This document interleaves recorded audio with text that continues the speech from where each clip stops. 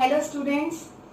So I am here again with a new video, and today my video is for class 12th, in which I have already given you the chapter of EMI, electromagnetic induction. मेरे previous के जो videos हैं electromagnetic induction, उस videos का ये last topic है उस chapter का। तो मैंने आपको उन पुराने पूरे वीडियोस में इलेक्ट्रोमैग्नेटिक इंडक्शन में फैराडे का लॉ समझाया है, मैंने आपको सेल्फ इंडक्शन बताया है, सेल्फ इंडक्शन फॉर सोलोनॉइड बताया है, एनर्जी निकाली है हमने, फिर we have done mutual induction, then mutual induction for the coils and for the solenoid. This already we have done it. But the last chapter of that EMI is AC generator in class 12th. इसके बाद आपका जो next chapter चालू होता है generator के बाद EMI में, वो है अल्टरनेटिंग करंट AC, जिसकी इक्वेशन हम यहीं से देखने वाले हैं, क्योंकि आज हम इसकी थ्योरी पढ़ेंगे और इसकी थ्योरी से हम अल्टरनेटिंग करंट में आगे चैप्टर में स्टेप इन करेंगे. तो स्टूडेंट बी वेरी केयरफुल कि EMI का जो चैप्टर है वो यहाँ लास्ट खत्म होता है और AC जो है इसका नेक्स्ट चैप्टर है. तो आपका ये पूरा एक यूनिट है EMI एंड AC का in class 12th. Generator, this word I don't think it is new to you ना. आपने 10th में भी पढ़ा होगा डायनामो और जनरेटर, और आपने मोटर भी पढ़ी होगी DC की. तो AC जनरेटर में अल्टरनेटिंग करंट का मतलब होता है वो करंट जो वेयरिंग होता है टाइम के हिसाब से. That means it is a changing current. कभी ये पॉजिटिव जाता है, कभी ये नेगेटिव जाता है. आप जानते हैं AC करंट जो होता है वो फ्लक्चुएटिंग होता है, वेयरिंग होता है. ऑन द अदर साइड हम डायरेक्ट करंट की बात करें तो वो वेयरिंग नहीं होता है, वो टाइम के साथ जो होता है उसका ग्राफ स्ट्रेट जाता है parallel to X axis. But इसका नहीं जाता, इसका पॉजिटिव भी जाएगा, नेगेटिव भी जाएगा, जीरो पे भी रहेगा. तो that is what called alternating current. Generator की बात करें तो हम कहाँ यूज करते हैं जनरेटर? जब हमारे यहाँ, जैसे सपोज फॉर सिंपल वर्ड्स अगर मैं कहूँ जनरेटर कहाँ यूज करते हैं, तो जब लाइट चली जाती है तो हम जनरेटर चालू करके इलेक्ट्रिसिटी वो ऑन करवा लेते हैं. That what does it mean कि आपने मैकेनिकल वर्क परफॉर्म करके इलेक्ट्रिसिटी जनरेट की. तो इन शॉर्ट आप क्या कह सकते हैं कि what is a generator? One who converts your mechanical energy into the electrical form. Correct. तो अब AC जनरेटर में आपको यही पढ़ना है कि आपकी जो मैकेनिकल एनर्जी है वो कन्वर्ट हो रही हो इलेक्ट्रिसिटी में. तो जब भी आपको ये ध्यान रखना है कि आप आउटपुट लेते हैं in the form of induced EMF और current, then there should be a load resistor. R एक रेजिस्टर होता है जहां से आप आउटपुट को विड्रॉ कर सकते हैं. करेक्ट. अब आपको अगर थोड़ा सा मैं रिफ्रेश करूं 10th का, तो आपने जनरेटर का याद है, आपने पार्ट्स पढ़े होंगे. एक तो पहले मैं पार्ट्स बताती हूँ, फिर इसके वापस प्रिंसिपल पे आऊंगी. तो मैंने आपको पार्ट्स में, जैसे आपको याद होगा, हमने लिया था आर्मर्चर. आर्मर्चर में बीच में एक रेक्टेंगुलर कॉइल होती है जो कि पोल पीसेस ऑफ मैग्नेट के बीच में रहती है. तो वो जो हमारी मैग्नेट होती है नॉर्थ एंड साउथ, जो स्ट्रॉन्ग मैग्नेटिक फील्ड हमको देती है, वो हमारी फील्ड मैग्नेट कहलाती है. आर्मर्चर जो बीच में एक रेक्टेंगुलर कॉइल रहता है, वो रोटेट करता है उस फील्ड लाइन में, तो वो हमारी आर्मर्चर कहलाती है. आर्मर्चर के जो एंड्स होते हैं, जो रोटेट हो रहे हैं फील्ड लाइन में, उसके जो ये एंड्स होते हैं, कि यहाँ पे मेरा ABCD क्या है? आर्मर्चर है. जो ये फील्ड लाइंस हैं, ये किसके कारण हुई होंगी? नॉर्थ एंड साउथ पोल के कारण हुई होंगी. तो ये हमारी फील्ड मैग्नेट है. अब यहाँ हमारे ब्रशेस और स्लिप रिंग्स लगे रहते हैं. स्लिप एक ऐसा वर्ड है रिंग्स का, जो कार्बन रिंग्स उसमें रखे रहते हैं, लगे रहते हैं. वो स्लिप और स्प्लिट, यही आपकी दो चीजें हैं जो DC और AC को डिफरेंशिएट करती हैं. DC मोटर जब आपने पढ़ी होगी तो उसमें आपने स्प्लिट किया होगा. स्प्लिट का मतलब कोई एक ही रिंग दो भाग में टूट गया है, तो दे आर नॉट मूवेबल. लेकिन AC जनरेटर में आप स्लिप रिंग का यूज करते हैं. स्लिप का मतलब होता है वो एक ही चीज के दो टुकड़े नहीं है, वो अलग अलग दो लगे हैं कार्बन ब्रशेस के साथ, जो मूवेबल होते हैं और हर एक रोटेशन में वो मूव होते हैं. इसीलिए हमें पॉजिटिव हाफ में भी साइकिल मिलता है और नेगेटिव हाफ में भी मिलता है. तो मेन चार चीजें हैं इनके पार्ट्स में. एक आपका क्या हुआ? Field magnet north and south. एक आपका आर्मर्चर हुआ, रेक्टेंगुलर कॉइल. तीसरी आपकी कार्बन ब्रशेस हुई एंड स्लिप रिंग्स जो ब्रशेस के साथ अटैच होते हैं. ये सारा थ्योरेटिकल पार्ट है. आप एक रीड भी करेंगे तो आपको, वैसे भी मैंने आपको कई बार कहा कि आप ओन वर्ड्स में लिखिए, तो आप रीड भी करेंगे तो you are able to make the notes. अब मैं वापस प्रिंसिपल पे आ रही हूँ, तो थोड़ा सा हम फिर रिकैप करेंगे. हमने जब इलेक्ट्रोमैग्नेटिक इंडक्शन पढ़ा है तो हमने कहा है कि अगर मोशन होता है तो लाइंस ऑफ फोर्स चेंज होती हैं, यानी फ्लक्स बदलता है और चेंजिंग फ्लक्स हमारे करंट को इंड्यूस करता है, यानी ईएमएफ को इंड्यूस करता है। चेंजिंग लाइंस ऑफ फोर्स मतलब फ्लक्स, तो यहाँ हमको फाई का यूज करना ही पड़ेगा। तो चेंजिंग फाई का मतलब क्या होता है, पीए मैग्नेटिक फील्ड इनटू एरिया। तो हमें ये बताना है कि चेंजिंग फ्लक्स ने ईएमएफ इंड्यूस किया, तो फैराडे का लॉ क्या कहता है, minus D phi by dt। बस ये इसका प्रिंसिपल है।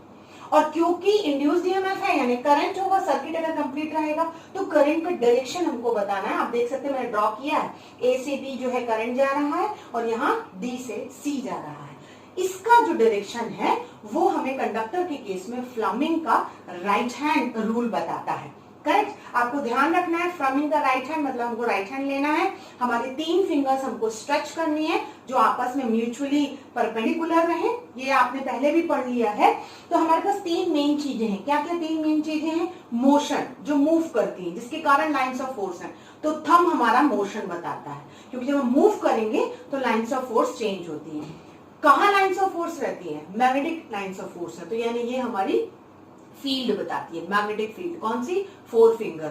Thumb gives you motion, 4 finger gives you magnetic field, then your middle finger gives the direction of current, कि करंट कहां से कहां मूव करता है। तो फ्लमिंग का राइट हैंड रूल आपको यूजफुल होता है in order to calculate the direction of current. अब मैं आपको सिंपल रोटेशन थोड़ा सा एक्सप्लेन करती हूँ कॉपी का एग्जाम्पल लेके, कि suppose I am going to take this is your आर्मर्चर।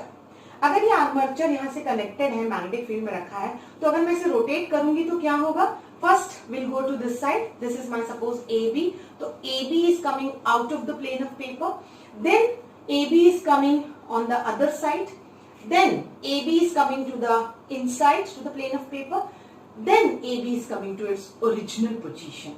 यानी टाइम वेयरिंग के साथ जो आपका ईएमएफ है हर एक रोटेशन में चेंज हो रहा है, तो उसी की थ्योरी हम देखना चाहते हैं। अब आप देख सकते हैं यहाँ पे क्या लिया है मैंने, this is what I have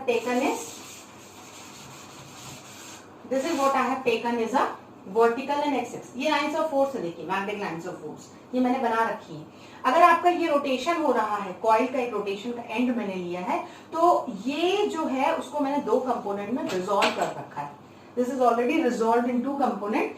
एक कंपोनेंट है b sin थीटा और एक उसका जो नॉर्मल कंपोनेंट है वो है b cos थीटा। सो जो मैग्नेटिक फील्ड का नॉर्मल कंपोनेंट होता है to the plane of paper, वो हमारे फ्लक्स में फ्लक्स को जो है चेंज करने में और फ्लक्स की वैल्यू कैलकुलेट करने में रिस्पॉन्सिबल होता है, this component b cos theta.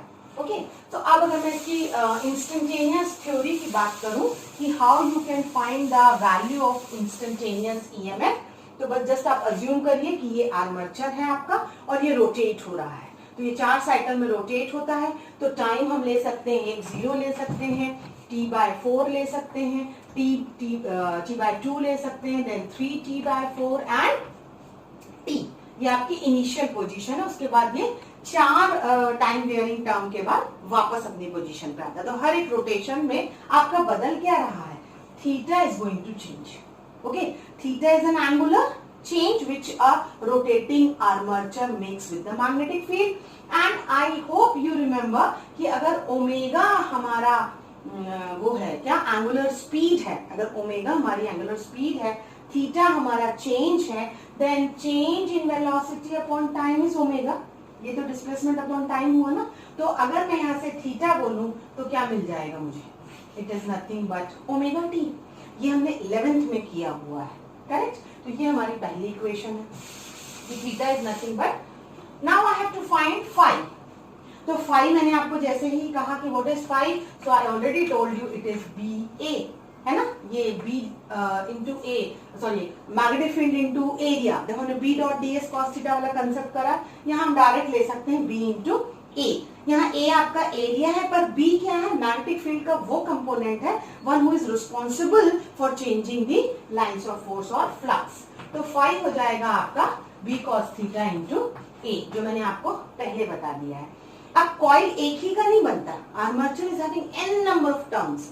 एक अगर आप वायर लेते हैं, उसको घुमा दिया आपने, तो उसको कई बार आपको घुमाना पड़ता है।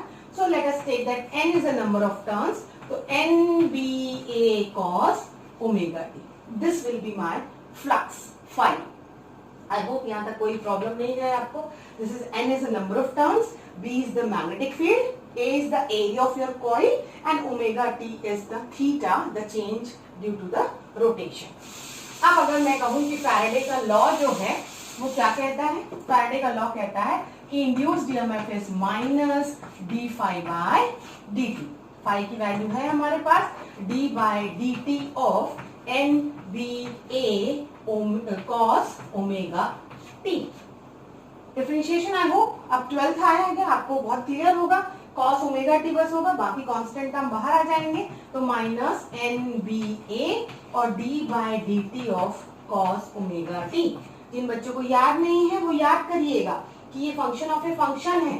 फंक्शन ऑफ ए फंक्शन का मतलब ओमेगा टी डिफरेंशिएट होगा एक बार फिर और कॉस के साथ जो टर्म आएगा साइन उसके साथ मल्टीप्लाई हो जाएगा, यानी कुछ इस तरीके से. तो कि बच्चे बहुत सारे भूल जाते हैं. तो E क्या हुआ आपका minus N B A cos omega T का जो डिफरेंशिएशन होगा वो होगा माइनस साइन ओमेगा टी, और ओमेगा टी को हम फिर एक बार डिफरेंशिएट करेंगे तो हमें मिलेगा ओमेगा. ये माइनस आपका हो जाना है plus N B A omega sine omega T.